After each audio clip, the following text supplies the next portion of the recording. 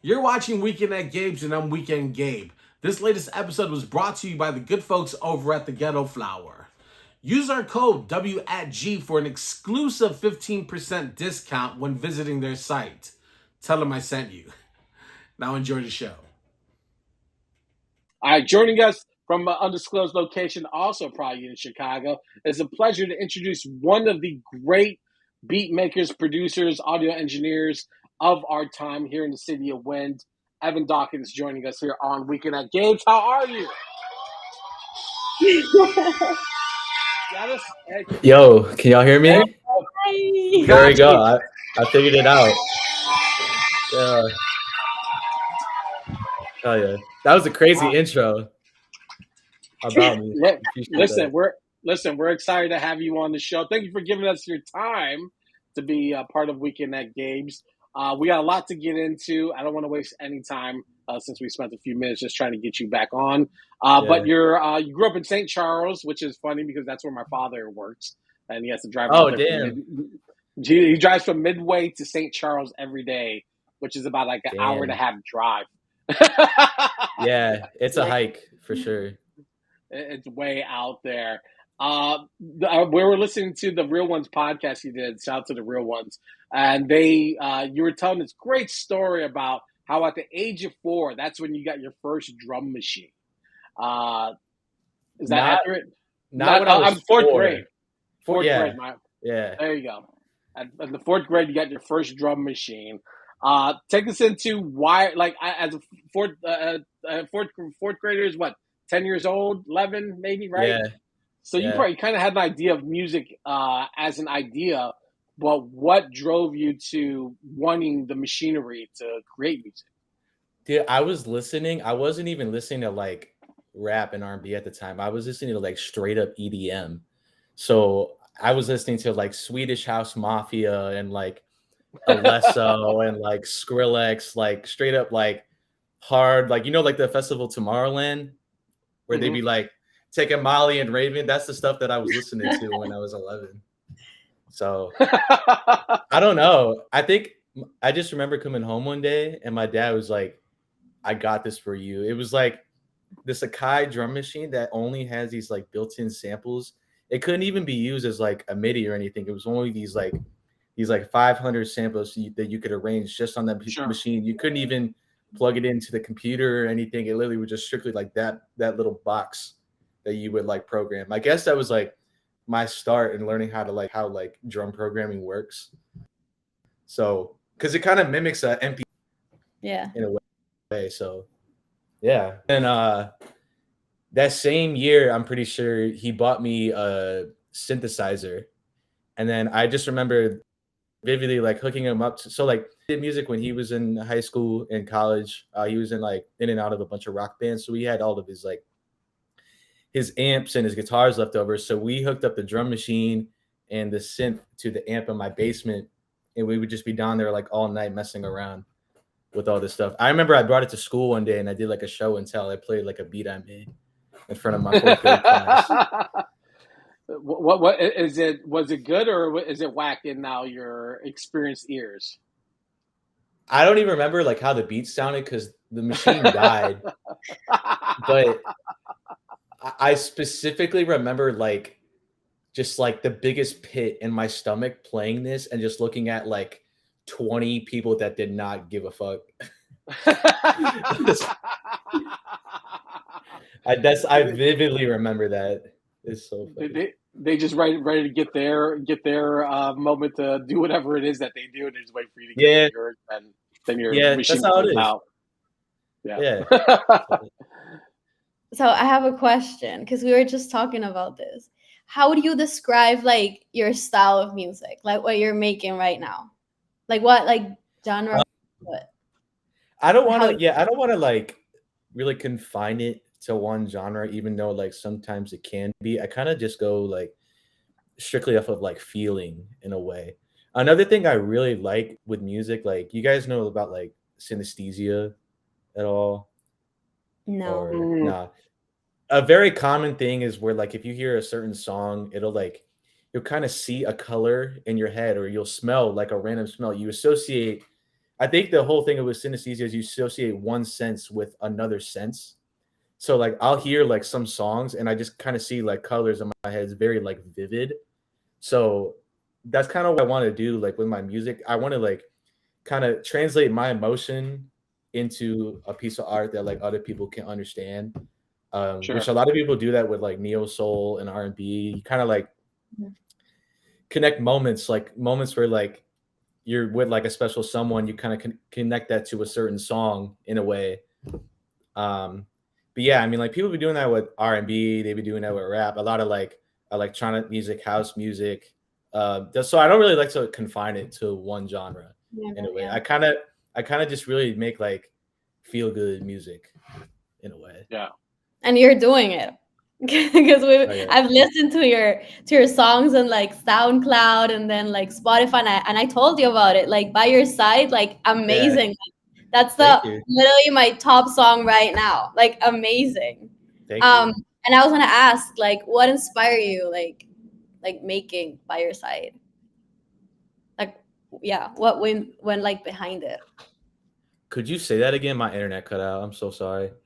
What inspired you to making By Your Side?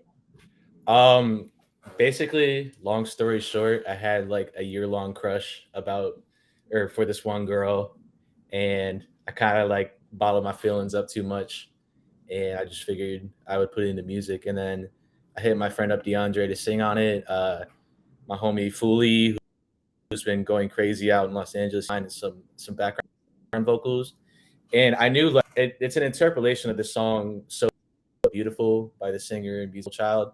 One of my favorite songs ever. So I figured like if it was the same hook but like on a different like harmony, it would be something new. I wouldn't say like a remix or anything, but kind of like a tribute, an interpolation of that song. So yeah, it's like I said, I just wanted to like channel my emotion into something that like somebody else could understand without me having to tell them how I feel. So that was the whole inspiration behind making that. Did that work out for you? No, unfortunately, no. I'm starting to learn. I'm starting to learn. Don't make songs about women because they won't work. Don't make songs about women. All of my friends are telling me they're trying to do the same thing. It's not worth it. It's not worth the time. It's not worth the stress. I mean, if someone would make a song about me, I would get married. Like literally. Man. If only. Well, I was about to say, like, in the good old days when I'd cut mixtapes and I'd put like all these like super like romantic R&B records for girls that I liked, and they'd be like, "That's so nice of you." Just keep it moving. Yeah, literally. Like, no, I didn't put 2 hours of time into this mix at all. No, it's cool. Yeah, enjoy. Honestly, though, like with it, like it's cool to know that like other people are seeing like the feeling that I wanted to put into it. They're kind of telling me they're like, "Yo, yeah, I played this and it just like makes me like how like Arance was saying, like it just puts you in such a good mood." I just saw it today. This is so funny. I was checking what playlist it's in. Someone put it in a playlist and it was called "Baby Making." Oh my god! Absolutely. I was like, I just did my job. I know I did my job. There you go. If it's like in those kinds of playlists, like you made it. Yeah. Yeah. Yeah. I won. Speaking of your job, you're right now you're a junior at Columbia College Chicago. Hit the air horn. The air horn. You're audio engineering, so you remind me of another artist that I follow a lot, who's also an audio engineer, who's trained to do that. Static Selective, who's from Boston. Yeah. I'm not sure if you're familiar, but if you listen to his records, that they're just like pristine. Everything is leveled perfectly. The arrangements are fire. Everything, even the records I don't like, are just like, damn, this is so well engineered and mixed down. Talk about the art of engineering and why it's so goddamn important for artists to invest in it. And sometimes doing it by yourself is not always the best idea. Well, to be honest, I feel like I could do so much more with engineering, basically because of like the whole year we had with COVID. I did a whole year of online classes, so I wasn't in the studios learning like on the boards. Like Aranza could tell, we had a class this year. 8-hour class. Yeah, it was like a 7 hour class every Monday. But I was like, I get to learn what I want to do. Yeah. You know, what were you saying again about like the art of engineering? Like, Yeah, like what goes into that? People hear engineering and mix and mastering, and like these are kind of like common words that are thrown around as yeah, to like the conclusion of a record that's been produced, and then it's yeah. like the icing on the cake. But talk a little bit about like how that works when you get a record or a record is sort of in the final steps of being like finalized. Well, just from what people have told me is that if you're a producer, you should learn how to engineer because it'll open so many more doors. I mean, think about if you're in a session with someone, you're a producer, and you're with a rapper or singer, and you make a beat for them and they get an idea down. If you don't know how to engineer, like they'll just leave like knowing the idea. If you like if you know how to engineer and you make the beat, you could get them a demo the same day that you made the beat for them. So I don't know in a way it's like saving steps, but it plays a huge role with at least like sonicality of how music sounds. Yeah. Um, like I got a homie Jay who works out of 700 Green Street Studios. I don't know if you know about like Zoetic Music Management. They work with like Ebony Lauren and a Johnny Jones. They all run through there. Okay. Yeah, we mess with Um, Johnny Jones. Yep. yeah, Jay is like their in-house engineer, and like I always hit him up asking for like, how can I like emulate this sound to sound like this? Like just today, I got a take of my homie playing guitar on one of my beats, but I was like, I want to make this sound electric rather than acoustic. And we were just talking about like certain plugins that you could use that you can kind of put in your arsenal to make you add like that extra like oomph to your shit. Yeah. So yeah, it just plays a huge role. You could have like a fire ass beat and a fire ass artist, but like if it's mixed terrible, and don't get me wrong, there's some like terrible mixes, but they're like mixed terrible for the aesthetic of it. Like some people like the grittiness of it. Sure. Like Yeah.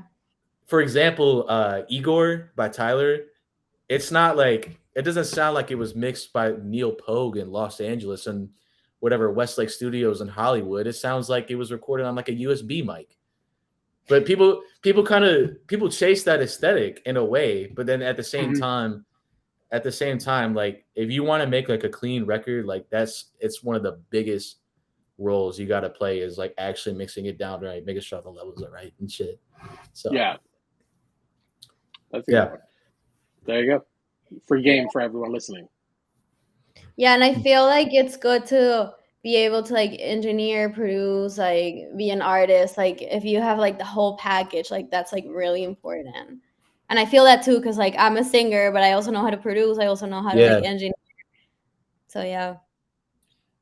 yeah. I think like if you want to be an artist and you can engineer yourself and you gotta wear all these hats, that does save time on like waiting from people to get back to you about like Exactly. And you're like in certain charge. services. Like if you Basically, want yeah. to change something, like you can do it. Like you don't have to wait for someone. And if you're someone like me that I'm cooped up in my room all the time trying to get ideas down, like you could get so much shit done. Mhm. So yeah. Exactly.